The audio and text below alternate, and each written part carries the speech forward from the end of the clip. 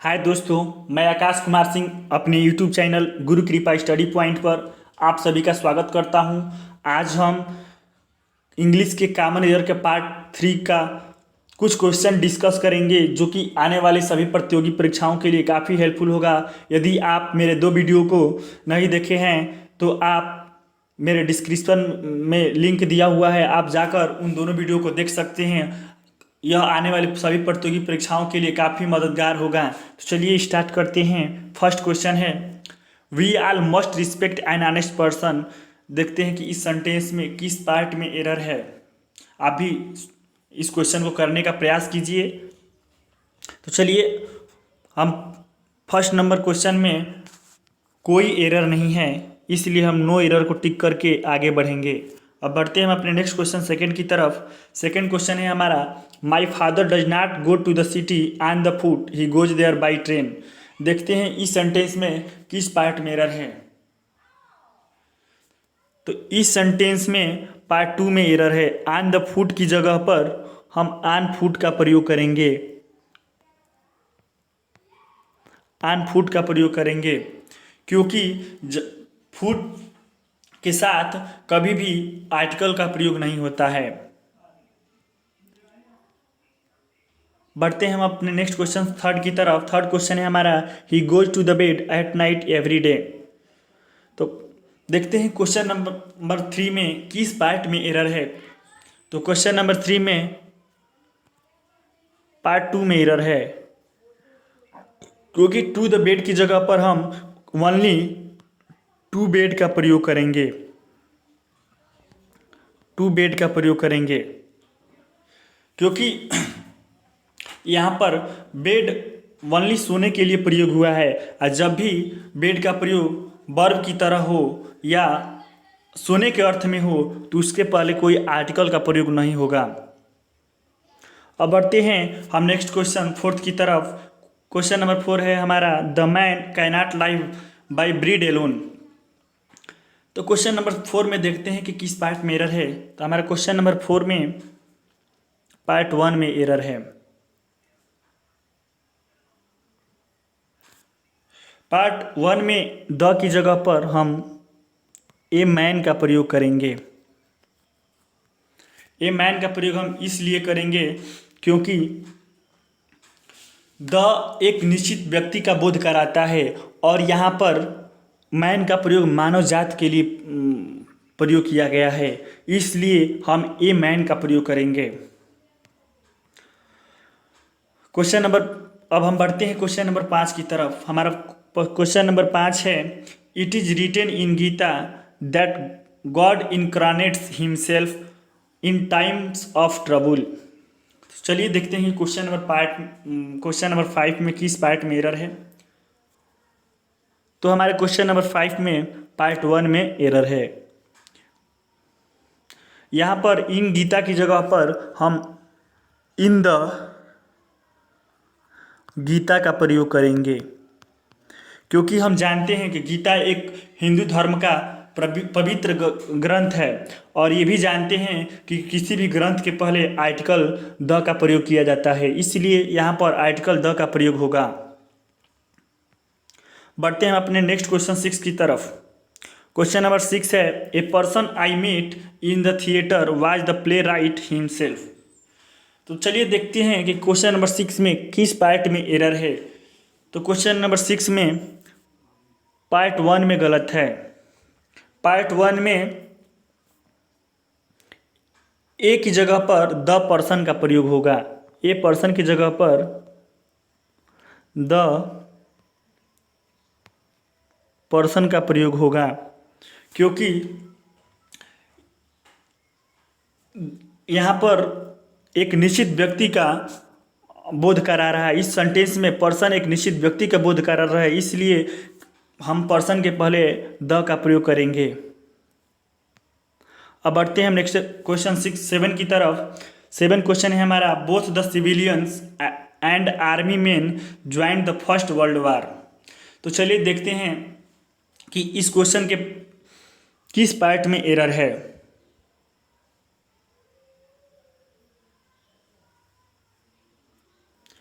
तो question number 7 में part 2 में एरर है। पार्ट 2 में आर्मी मैन की जगह पर द आर्मी मैन होगा। द आर्मी मैन होगा क्योंकि बोथ एंड के पहले जो सिविलियन सब्जेक्ट आया है उसके पहले द का प्रयोग हुआ है, इसलिए आर्मी मैन के पहले भी द का प्रयोग करेंगे। अब बढ़ते हैं हम नेक्स्ट क्वेश्चन 8 की तरफ। क्वेश्चन नंबर 8 है हमारा, this candidate lakhs an experience otherwise he is well qualified. तो चलिए देखते हैं क्वेश्चन नंबर 8 में किस पार्ट में एरर है। तो क्वेश्चन नंबर 8 में पार्ट 2 में एरर है। पार्ट 2 में एक्सपीरियंस की जगह पर ओनली एक्सपीरियंस का प्रयोग होगा। ओनली एक्सपीरियंस का प्रयोग होगा क्योंकि एक्सपीरियंस एक अनकाउंटेबल नाउन है और हम जानते हैं कि किसी भी अनकाउंटेबल नाउन के पहले कोई आर्टिकल का प्रयोग नहीं किया जाता है। यहाँ पर एन आर्टिकल दिया है, इसलिए पार्ट 2 में गलत है। बढ़ते हैं अब हम क्वेश्चन नंबर 9 की तरफ। क्वेश्चन नंबर 9 है हमारा, इस sun is shining brightly about the horizon. तो चलिए देखते हैं क्वेश्चन नंबर 9 में किस पार्ट में एरर है। तो क्वेश्चन नंबर 9 में पार्ट 1 में गलत है। पार्ट 1 में ए सन की जगह पर हम द सन का प्रयोग करेंगे। द सन का प्रयोग करेंगे क्योंकि सन एक तारा है और तारा एक यूनिक थिंग होता है, जो कि कोई भी यूनिक थिंग, कोई भी अद्वितीय चीज़ के लिए पहले हम आर्टिकल द का प्रयोग करते हैं, इसलिए ए सन की जगह पर द सन का प्रयोग होगा। अब बढ़ते हैं हम क्वेश्चन नंबर 10 की तरफ। क्वेश्चन नंबर 10 है, an information supplied to us was not as useful as we first though it would be। तो चलिए देखते हैं क्वेश्चन नंबर 10 में किस पार्ट में एरर है। तो क्वेश्चन नंबर 10 में पार्ट 1 में गलत है। हम एन की जगह पर, एन इंफॉर्मेशन की जगह पर द इंफॉर्मेशन का प्रयोग करेंगे। द का प्रयोग करेंगे क्योंकि यहाँ पर इंफॉर्मेशन डिफिनिट इंफॉर्मेशन का बोध हो रहा है, जो कि एन लगाने से निश्चित नहीं होता, डेफिनिट नहीं होता, इसलिए हम इंफॉर्मेशन के पहले द लगाएंगे जो कि एक निश्चित सूचना को प्रदर्शित करेगा, इसलिए द का प्रयोग होगा। बढ़ते हैं हम नेक्स्ट क्वेश्चन 11 की तरफ। 11 नंबर हमारा क्वेश्चन है, एन इंफॉर्मेशन 11 नंबर क्वेश्चन है, he is very thirsty give him little water to drink. तो चलिए देखते हैं कि क्वेश्चन नंबर 11 में किस पार्ट में एरर है। तो क्वेश्चन नंबर 11 में पार्ट 3 में गलत है। लिटिल वाटर की प्रयोग नहीं करेंगे क्योंकि लिटिल का अर्थ होता है नहीं के बराबर, अतः लिटिल के पहले ए का प्रयोग करना आवश्यक है क्योंकि सेंटेंस के अर्थ के अनुसार थोड़ा वाटर होना चाहिए, जो कि यहाँ पर लिटिल न के बराबर निगेटिव अर्थ रखता है, इसलिए लिटिल के पहले ए का प्रयोग करेंगे। ए लिटिल, इसलिए यहाँ पर पार्ट 3 में गलती है।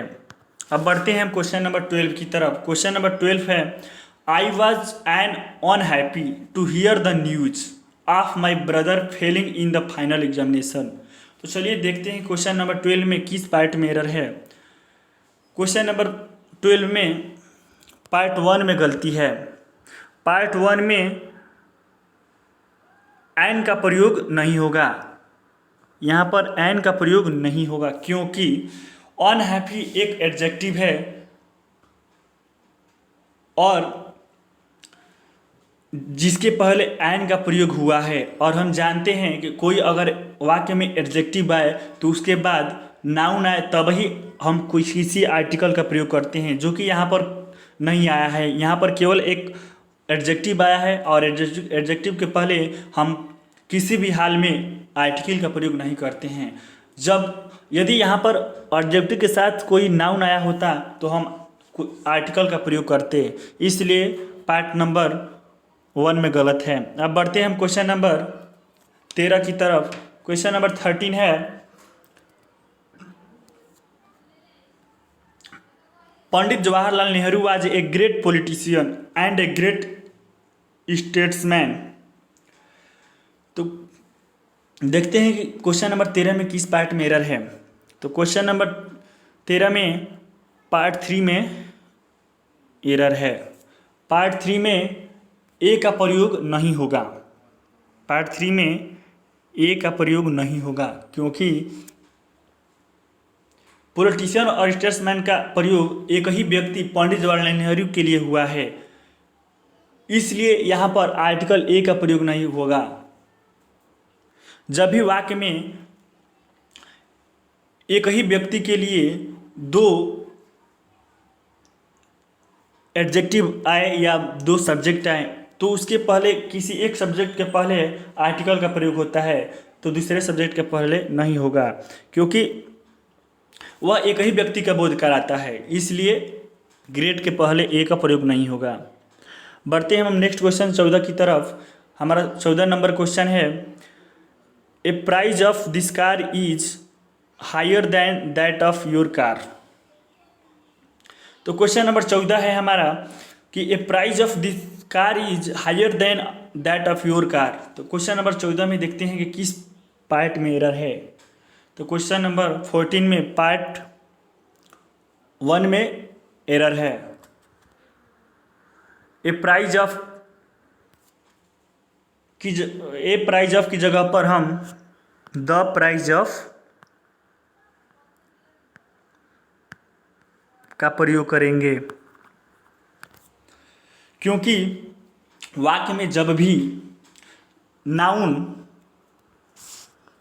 प्लस ऑफ प्लस नाउन आ जाए, noun plus of plus noun आ जाए तो फर्स्ट नाउन के पहले आर्टिकल का प्रयोग होता है। यह एक रूल है। जब भी वाक्य में नाउन प्लस ऑफ नाउन आ जाए तो पहले नाउन के पहले हम आर्टिकल द का प्रयोग करते हैं। अब बढ़ते हैं हम अपने नेक्स्ट क्वेश्चन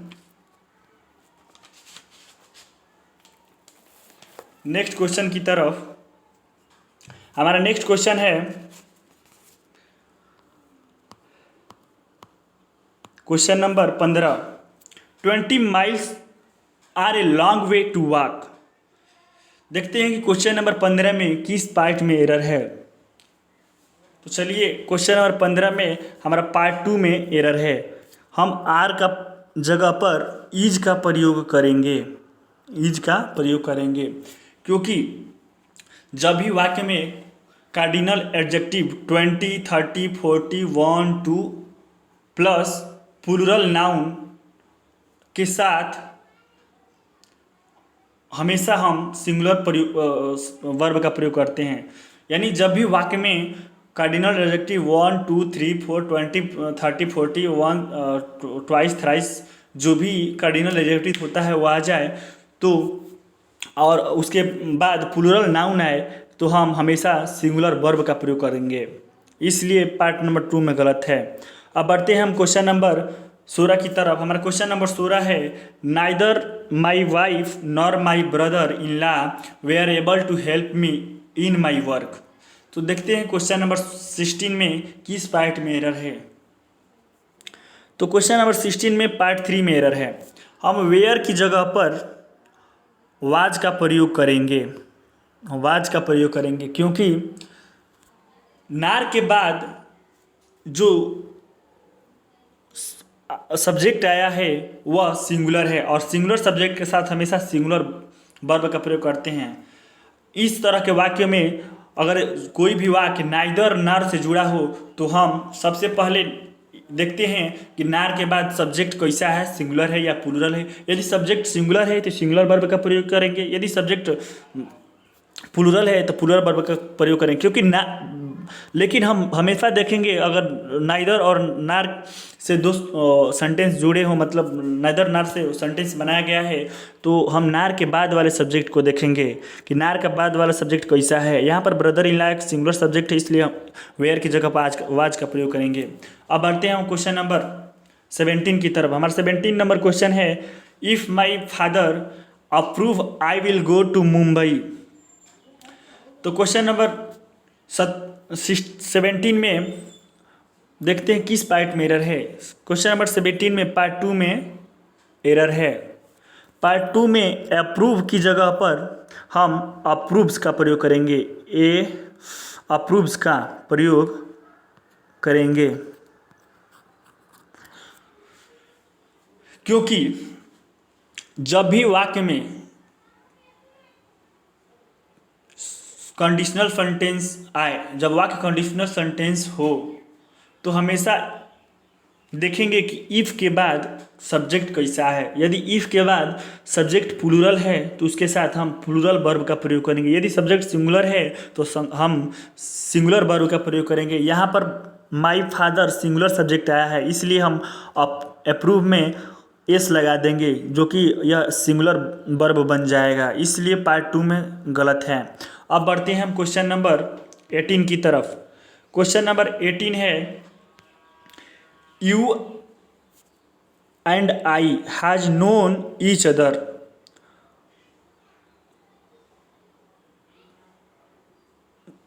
नहीं सॉरी, क्वेश्चन नंबर हमारा 18 है, नाइदर इंडिया और nor Pakistan have yet acquired the capability to produce nuclear weapons। तो देखते हैं क्वेश्चन नंबर 18 में किस पार्ट में एरर है। तो क्वेश्चन नंबर 18 में पार्ट 2 में एरर है।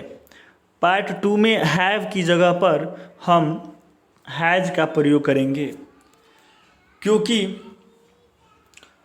हम जानते हैं कि जब भी वाक्य नाइदर नार से बनता है तो हम सबसे पहले ये देखते हैं कि नार के बाद जो सब्जेक्ट आया है वह सब्जेक्ट कैसा है, सिंगुलर है या प्लूरल है। यहाँ पर नाइदर के बाद पाकिस्तान सब्जेक्ट के रूप में प्रयोग हुआ है, जो कि एक सिंगुलर सब्जेक्ट है, इसलिए हम सिंगुलर सब्जेक्ट के साथ हमेशा सिंगुलर वर्ब हैज़ का प्रयोग करेंगे, इसलिए यहाँ पर हैव नहीं होगा, यहाँ पर हैज़ होगा। अब बढ़ते हैं हम अपने क्वेश्चन नंबर 19 की तरफ। क्वेश्चन नंबर 19 है हमारा, you and I has known each other for the last 6 years। तो देखते हैं कि क्वेश्चन नंबर 19 में किस पार्ट में एरर है। तो क्वेश्चन नंबर 19 में पार्ट 2 में एरर है। यहाँ पर हम हैज़ की जगह पर हम हैव का प्रयोग करेंगे, हैव का प्रयोग करेंगे, क्योंकि वाक्य में जब भी दो सब्जेक्ट आ जाए तो हम एक रूल होता है 231 231 का प्रयोग करके हम सब्जेक्ट को रखते हैं और उसी के अनुसार हम वर्ब का प्रयोग करते हैं। यहाँ पर दो सब्जेक्ट आया है जो कि यू एंड आई है। यू एक सेकंड पर्सन है, सेकंड पर्सन का सब्जेक्ट है, और आई एक फर्स्ट पर्सन का सब्जेक्ट है। इसलिए देखिए यहाँ पर नियम का फॉलो हुआ है, पहले सेकंड पर्सन आया है, उसके बाद थर्ड पर्सन फर्स्ट आता है, तो थर्ड पर्सन तो है ही नहीं है, और उसके बाद फर्स्ट पर्सन आते हैं, तो यहाँ पर फर्स्ट पर्सन का प्रयोग हुआ है। यहाँ पर दो सब्जेक्ट है तो हमेशा प्लूरल वर्ब का ही प्रयोग हुआ। इसमें इस नियम से जो भी वाक्य बनता है, यानी जिस वाक्य में तीनों पर्सन के सब्जेक्ट आ जाए, तो हम हमेशा वर्ब प्लूरल का प्रयोग करते हैं, न कि सिंगुलर का। अब बढ़ते हैं हम अपने लास्ट क्वेश्चन 20 की तरफ। 20 नंबर क्वेश्चन है हमारा, my father has not heard from my younger brother who are abroad for over a month. तो चलिए देखते हैं क्वेश्चन नंबर 20 में किस पार्ट में एरर है। तो क्वेश्चन नंबर 20 में हम पार्ट नंबर 3 में जो आर का प्रयोग किया गया है वहाँ पर इज का प्रयोग करेंगे। यहाँ पर गलत है, क्योंकि हम जानते हैं कि रिलेटिव जब भी वाक्य में रिलेटिव प्रोनाउन हु आ जाए और हु के पहले वाले सब्जेक्ट को देखते हैं कि हु का पहले जो सब्जेक्ट आया है वह कैसा सब्जेक्ट है, सिंगुलर है या प्लूरल है। यदि सब्जेक्ट सिंगुलर है तो इसके साथ सिंगुलर वर्ब, यदि सब्जेक्ट प्लूरल है तो इसके साथ हम प्लूरल वर्ब का प्रयोग करेंगे। यहाँ पर माई यंगर ब्रदर सिंगुलर सब्जेक्ट प्रयोग हुआ है, इसलिए हम आर की जगह पर इज का प्रयोग करेंगे। तो यहाँ हमारा